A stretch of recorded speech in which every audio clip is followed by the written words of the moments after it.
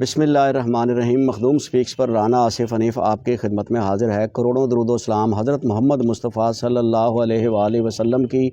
ذات مبارکہ پر کہ جن کی شفاعت روز قیامت ہم گناہ گاروں کی بخشش کا باعث ہوگی انشاءاللہ العزیز۔ ناظرین، محلہ گلشن مدینہ کالونی لودھراں شہر، جی ہاں، 4 روز قبل یہاں جنونی شوہر کہہ لیں، توہم پرست کہہ لیں، پیروں فقیروں کا ستایا کہہ لیں، یا ذہنی فاتر العقل کہہ لیں، یعنی اپنے ہی شوہر کے ہاتھوں جو ہے خاتون رقیہ بی بی اور اس کے 3 بچے، معصوم بچے، جس میں ایک 18 سال کی بیٹی بھی شامل تھی، انہیں قتل کر دیا گیا تھا۔ اس پر ہم آپ کو 3 ولاگز پہلے پیش کر چکے ہیں۔ آج کچھ نئی معلومات اپنے فالورز، اپنے ناظرین کے لیے لے کر آئے ہیں، اور آج کے ولاگ میں بھی ہمارے 2 حصے ہوں گے۔ پہلے حصے میں ہم آپ کو گرفتار ملزم ساغر عباس سے متعلق کچھ مزید انکشافات، کچھ مزید معلومات فراہم کریں گے،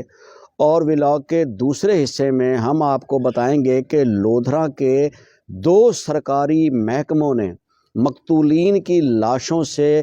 کیا ناانصافی کی، کیا بدسلوکی کی اور کیا ظلم کیا ہے کہ جس پر رونے کو دل کرتا ہے۔ تو چلتے ہیں نارمل ولاگ کی طرف۔ ناظرین، ساغر عباس جو اب پولیس کی حراست میں ہے، اس کے بارے میں ہم مسلسل تحقیق کر رہے ہیں، علاقے کے لوگوں سے جو ہے رابطے میں ہیں، اس کے ہمسایوں سے رابطے میں ہیں، اس کے قریبی رشتہ داروں سے رابطے میں۔ ہمیں بتایا گیا ہے کہ مسمات رقیہ بی بی، یہ آپ کو تصویر دکھا رہے ہیں اس کی، یہ ہمارے پاس صرف ایکسکلوزیو تصویریں آ جائی ہیں، کیونکہ اب تک لودھراں سمیت پورے پاکستان کے عوام نے ان بیچارے 4 مقتولین کی مسخ شدہ، بھسم شدہ اور انتہائی ناقابل برداشت ہی کہہ لیں، اس کو کیا کہیں، بس انسانیت ختم ہو جاتی ہے، ان حالات میں ان کی لاشوں کو دیکھا تھا، اور لاشیں دیکھ کر میں خود بھی ڈر گیا تھا، اور مجھے لگتا تھا کہ جیسے یہ لاشیں کسی ہٹے کٹے 4 انسانوں کی ہیں، جو بہت ہیوی ویٹ ہوں گے، جو بہت وزنی ہوں گے، جوان امان ہوں گے۔ لیکن ناظرین، خدا کی قدرت دیکھیے کہ کتنے خوبصورت یہ معصوم سے پھول ہیں۔ 12 سالہ بچہ ہے ناظرین، یہ ایک اویس اس میں بتایا جا رہا ہے 18 سالہ، اور دوسرا انس بتایا جا رہا ہے 12 سالہ، غیور فاطمہ بڑی بہن تھی 18 سالہ، اور رقیہ بی بی کی عمر 45 سال۔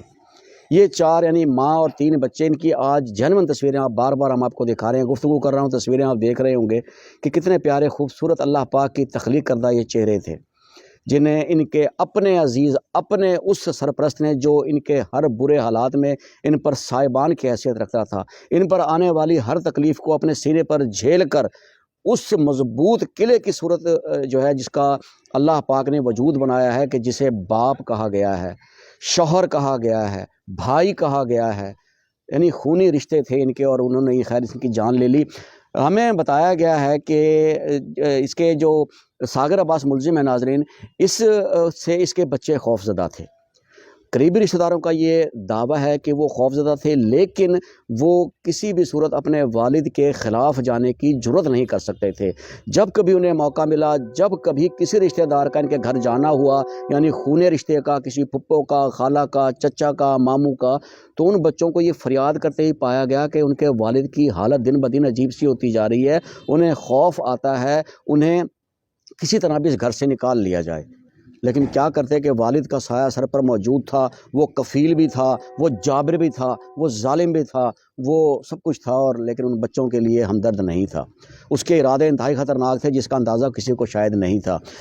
یہ ایک بات ہمیں پتہ لگی کہ بچے خوفزدہ تھے، اور وہ نکلنا چاہتے تھے وہاں سے، لیکن نکل نہیں سکے۔ رقیہ بی بی کا ہم نے آپ کو بتایا تھا کہ وہ آج 2017 میں، یہ اس کی ہم دکھا رہے ہیں آپ کو عمرہ ادائیگی کی تصاویر، 2017 میں وہ جب عمرہ ادا کرنے گئی، اس وقت تک وہ انتہائی نارمل حالات میں تھی، اپنے رب کو ماننے والی، اپنے رب سے انتہائی محبت و عقیدت اور پیار کرنے والی، اپنے رب کی عبادات میں اپنے آپ کو مشغول رکھنے والی، خانہ کعبہ کی زیارت کی تصاویر ہم آپ کو دکھا رہے ہیں کہ وہ کس طرح ماشاءاللہ اس نے اس وقت عمرہ ادا کیا تھا۔ اس وقت تک ایسی کوئی بات نہیں تھی جو افواہیں آج کل ہم سن رہے ہیں کہ وہ اپنا دین، مذہب، یا کسی جن جنات یا پیر فقیر کے جو ہے اس میں چکر میں آ چکے چکے تھے۔ یہاں ہم آپ کو یہ بھی بتا دیں کہ جو ہے اس ملزم ساغر عباس، اس کی 13 بیگھہ اراضی تھی، وہ ہم آپ کو بتا چکے ہیں پہلے ہی، اور اس میں سے اس نے جو زمین کچھ بیچی ہے، کچھ زمین کا وہ ایڈوانس لے چکا تھا اور اب اس کے وہ بیانات ہونے تھے، لیکن اب جنہوں نے اس کو زمین خریدنے کے لیے اسے رقم دی، ایڈوانس دیا، وہ بیانات کیسے لیں گے، کیا اس کیس کا فیصلہ ہوگا، وہ لوگ بھی اب جو ہے وہ شدید پریشانی کے عالم میں ہیں۔ جنازے کی تصاویر آپ دیکھ لیں، ہم جنازے قسمہ پرسی کے عالم میں ہوئے ہیں کہ کوئی ان کا چہرہ نہیں دیکھ سکا، کیونکہ چہرہ دیکھنے کے قابل نہیں تھا۔ ہسپتال میں پوسٹ مارٹم کے بعد ان کی لاشوں کو وہیں تجہیز و تکفین کر کے لکڑی کے تابوت میں بند کر کے علاقے میں پہنچائی گئی اور فوراً جنازہ اور فوراً سپرد خاک کر دیا گیا۔ یہ ہم آپ کو جنازے کی تصاویر بھی دکھا رہے ہیں، یہ آپ دیکھ رہے ہوں گے۔ اب ہم بات کر لیتے ہیں کہ اس کے دوسرے پارٹ کی طرف، کہ اب دوسرے پارٹ میں کیا ہوا۔ جی ہاں، دوسرے پارٹ میں ہم آپ کو بتائیں کہ پوسٹ مارٹم کے وقت نہیں، بلکہ ہم ایک بات آپ کو بھول گئے، ہم آپ کو پہلے وہ بتا دیں کہ ہمیں یہ بھی علم میں اب آیا ہے، یا ہمارے اپنے جو مصدقہ ذرائع ہیں وہ ہمیں بتا رہے ہیں کہ چاروں افراد کو ساغر عباس نے جب زہر کی گولیاں دی، زہر دے دیا گیا اور ان کی جان آفریں کے سپرد ہو چکی اور وہ مر چکے، تو انہیں اسی بیڈ روم میں، ایک بار پھر ہم آپ کو تصاویر دکھا رہے ہیں کہ اسی بیڈ روم میں انہی زمین پر بچھائے گئے میٹرس پر ترتیب میں یہ لیٹے ہوئے تھے، جیسے سوئے ہوئے تھے ویسے کے ویسے رہ گئے۔ انہیں پھر سیدھا کیا، انہیں کم و بیش 6 سے 7 روز تک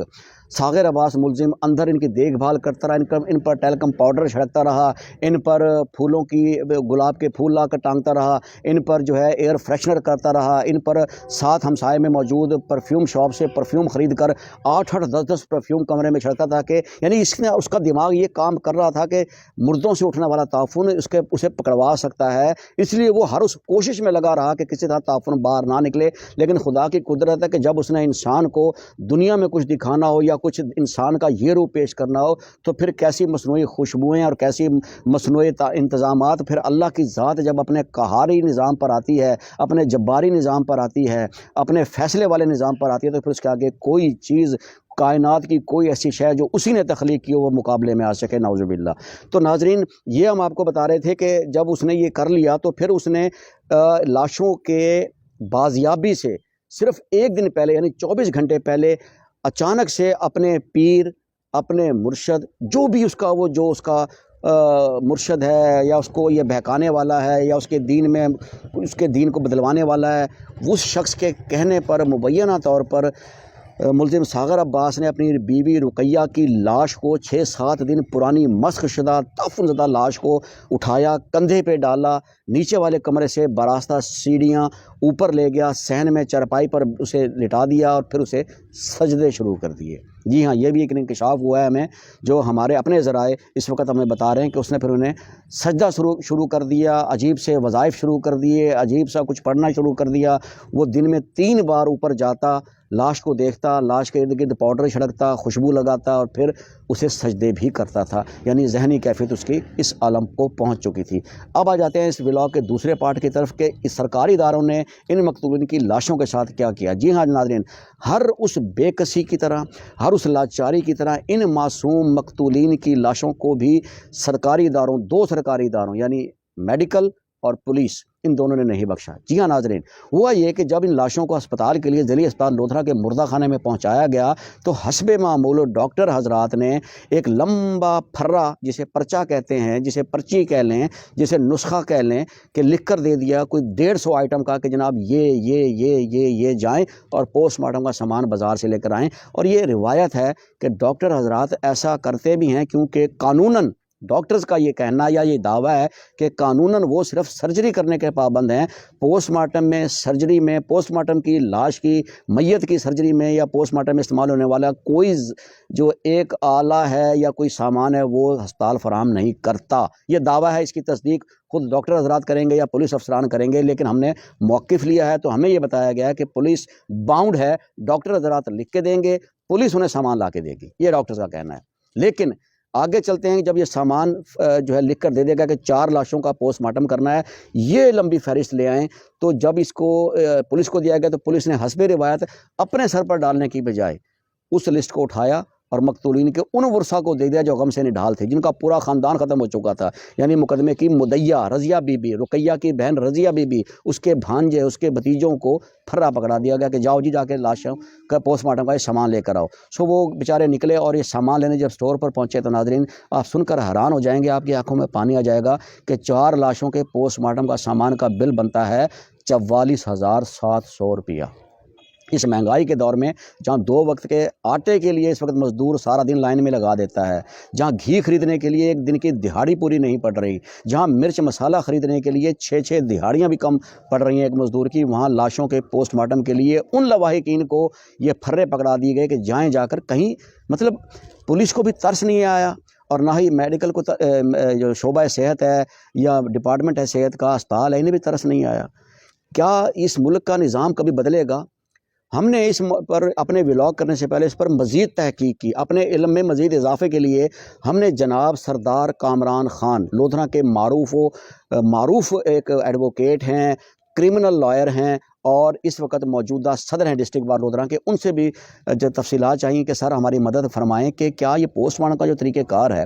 اس میں جو لاشوں کا پوسٹ مارٹم ہوتا ہے یہ کس کی ذمہ داری ہے؟ یہ خرچ جو ہے کیا محکمہ صحت نے اٹھانا ہے، یہ خرچ پولیس نے اٹھانا ہے یا مقتولین کے ورثہ نے اٹھانا ہوتا ہے؟ تو انہوں نے فرمایا کہ جی یہ ڈاکٹر حضرات کا کام نہیں ہے، ان کا کام یہی ہے جیسے آپ نے مجھ سے سوال پوچھا ہے، یہ کام پولیس ڈپارٹمنٹ کا ہے